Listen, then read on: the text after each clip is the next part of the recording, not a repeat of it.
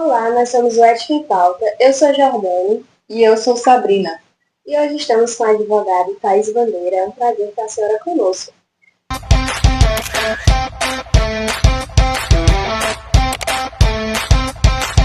Muito obrigada, meninas, pelo convite. Estou bastante honrada de fazer parte desse projeto. Para começar, gostaríamos de saber o que motivou a senhora a escolher a área do direito penal. Nossa, eu acho que o direito penal, na verdade, foi o que me fez ficar na faculdade. Eu, nos primeiros semestres, não gostava muito, até que eu fui fazer um trabalho que misturava o social e o jurídico na penitenciária Lemos Brito, e aí realmente me encantei. E hoje, certamente, uma das causas que me faz ser apaixonada pelo direito penal é a defesa de mulheres.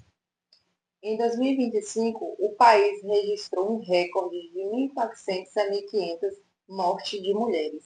Dentre elas, Maria Valdivânia, de 44 anos, era mãe de 5 filhos e avó de 4 netos.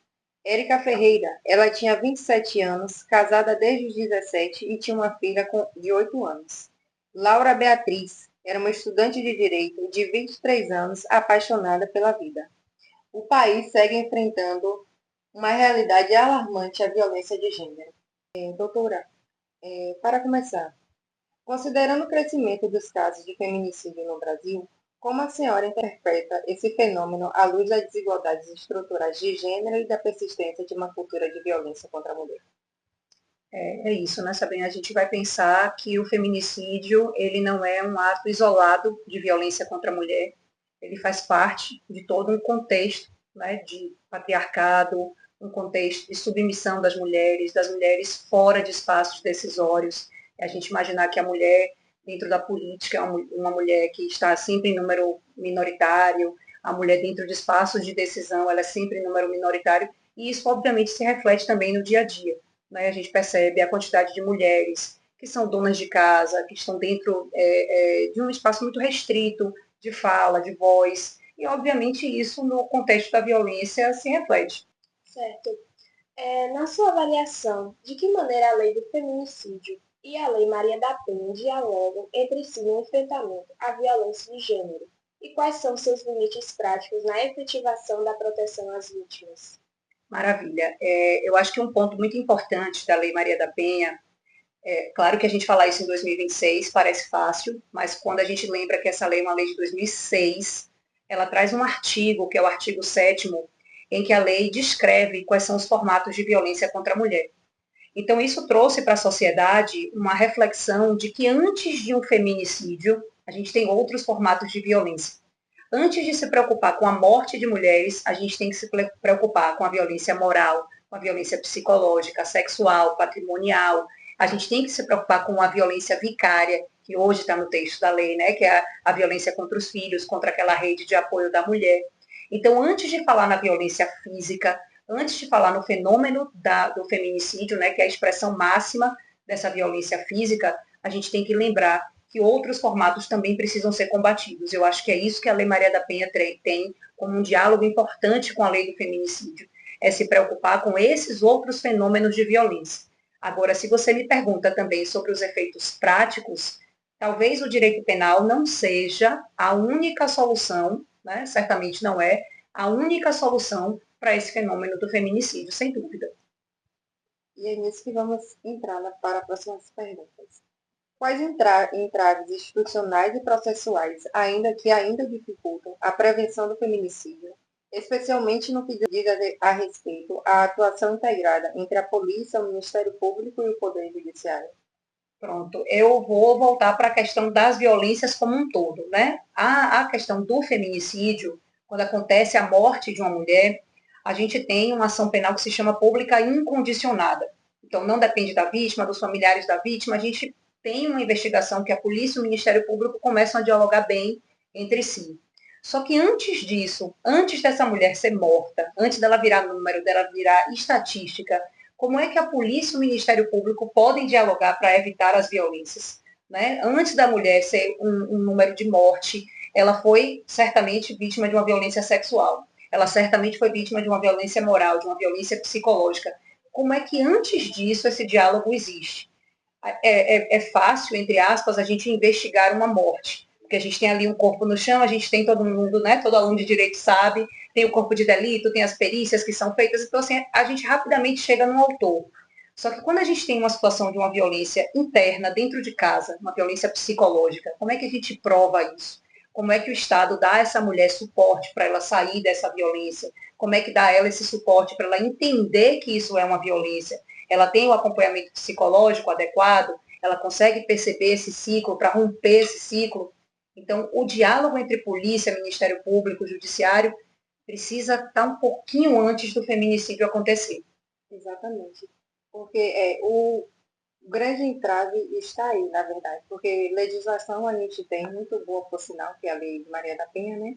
Mas a eficácia está aí, no caso, então, em políticas públicas mais eficazes, né? Para poder... Para evitar lá na raiz, né? Mais a fundo do que o feminicídio em si. A partir da sua experiência, em que medida a subnotificação e o medo das vítimas influenciam no agravamento dos casos que culminam em feminicídio? E como o sistema jurídico poderia atuar para reduzir esse problema? A gente tem uma cultura ainda na sociedade de que o direito penal não resolve, de que não adianta ir até delegacia, que ao contrário, a situação da violência vai até piorar. Muitas mulheres acham que não tem como a Lei Maria da Penha ser eficaz para o caso delas. E isso termina dissuadindo algumas mulheres de procurar ajuda, de procurar apoio. A gente tem, sim, crimes que são evitados com a Lei Maria da Penha. A gente tem, sim, crimes que são evitados quando a mulher tem medida protetiva de urgência. A polícia funciona assim. A gente tem um batalhão, não é nem mais Ronda Maria da Penha, agora ela é definitiva, né, na Polícia Militar, é o Batalhão Maria da Penha, que vai, sempre que é acionado, que faz, né, periodicamente um contato com essa mulher e com o companheiro, o agressor, também para saber se estão sendo cumpridas essas medidas. Então, realmente, vigia, pesquisa. Hoje a gente tem a possibilidade da tornozeleira eletrônica, que, querendo ou não, dá à mulher uma garantia grande, né, de que não vai haver essa aproximação. São vários instrumentos que já estão no texto da lei, já estão sendo implementados e que a gente precisa tirar da sociedade essa cultura, esse pensamento de que não funcionam. Ao contrário, funcionam e evitam, sim, os crimes. Como a senhora avalia o papel das políticas públicas e das medidas protetivas de urgência na prevenção do feminicídio? Elas têm sido suficientes ou ainda carregam um aprimoramento?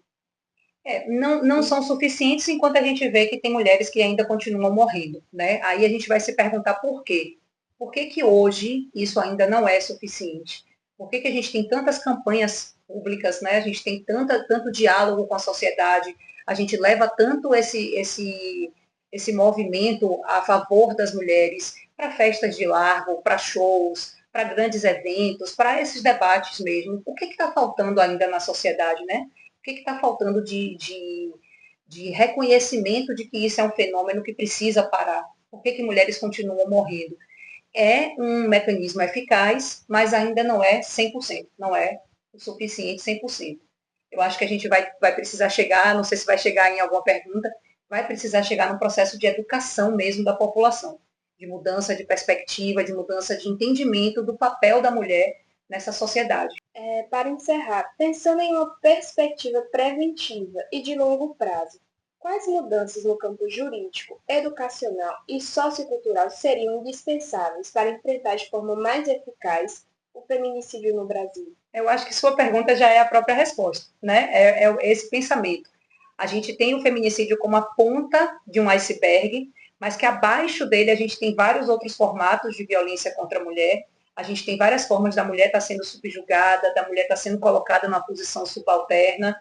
E enquanto essa cultura não mudar, enquanto a gente tiver um discurso de ódio em rede social, enquanto a gente tiver ataque a mulheres que estão ali em posições de liderança, em posições de destaque, o feminicídio, infelizmente, vai continuar acontecendo, porque vai fazer parte, né, de um ciclo. E eu fico brincando, gente, é bom que sejam duas meninas, mas que tenham homens também participando do projeto, eu fico brincando com as pessoas que a gente tem que ser um instrumento de transformação. A gente tem que ser a pessoa que impede uma piada machista, que a gente não ri, que a gente pontua. A gente tem que ser a pessoa que pontua isso para os filhos, que pontua isso para os colegas, para as pessoas mais velhas, né, que vêm de outro pensamento e que vêm com frases, não é que são consideradas clichês, lugar de mulher é atrás do fogão, é mulher no volante, perigo constante. Então, assim, a gente tem algumas coisas que culturalmente continuam sendo ditas, continuam sendo repassadas para gerações e que terminam culminando com o feminicídio. A gente pode achar que não, mas fazem parte dessa cultura. Enquanto a gente não muda essa cultura, a gente vai ter Lei Maria da Penha, a gente vai ter judiciário, a gente vai ter feminicídio, lei de feminicídio, mas os números vão continuar acontecendo. E para encerrar, gostaríamos de agradecer a nossa advogada Thaís Bandeira, que foi extremamente solícita conosco. E que contribuiu de forma significativa para o nosso projeto. Muito obrigada. Eu que agradeço, pessoal.